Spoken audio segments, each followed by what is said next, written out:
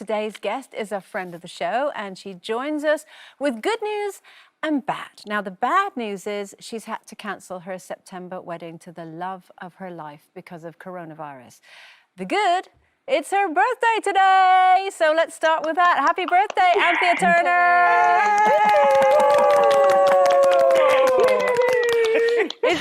Thank you. Oh, look, you get a little tune.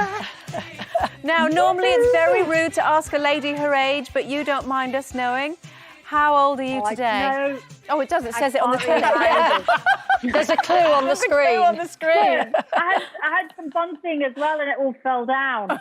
So I feel a bit old, actually. You know, when people say to you, they say, "Oh, 50's the new 40, 60 is 60," and that. You look about 12. You do. Yeah. You look amazing. She does. Literally. Pretty good lighting. No, I see you in person, and you've always looked 12. You've never aged. You haven't aged for 20 years. Or maybe at 13 now.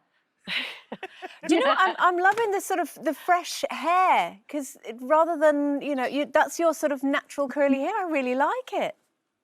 This is called lockdown locks. Well, it looks good. This is called, haven't been able to get to the hairdresser. This is called quite sort of dark roots. Also got no nails. And I haven't been able to frown quite like this for about 20 years, I think.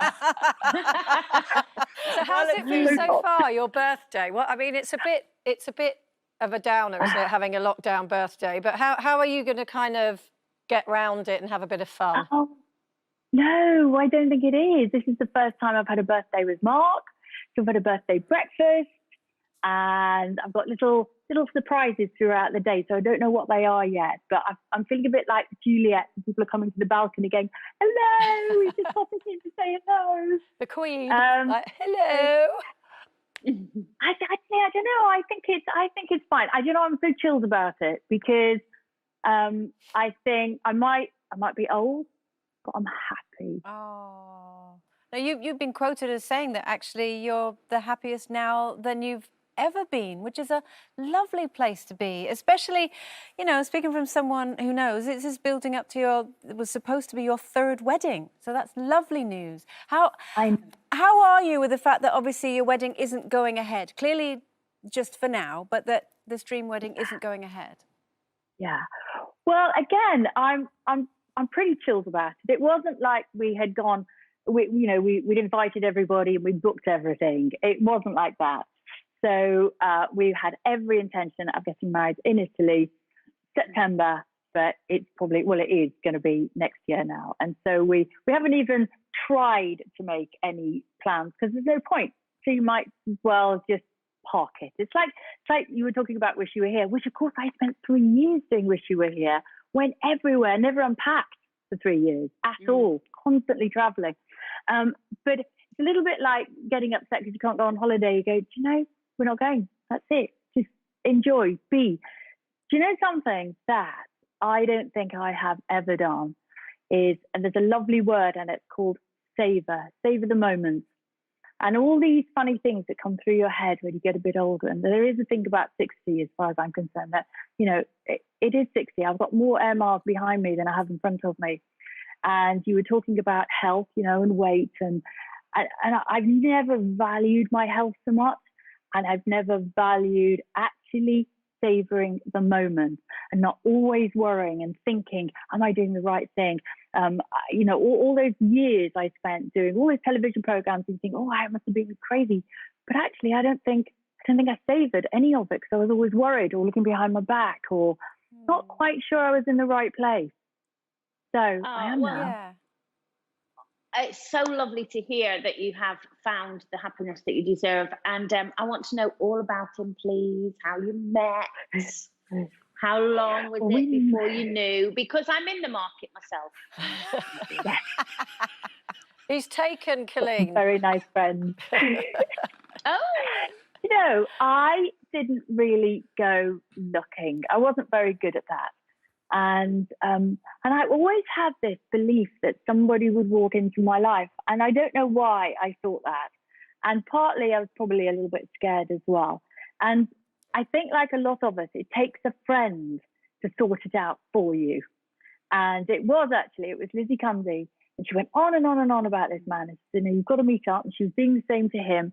And I was, oh, yeah. And I was actually a bit scared, I think, because I think the dating game is scary. So, and she pushed us together.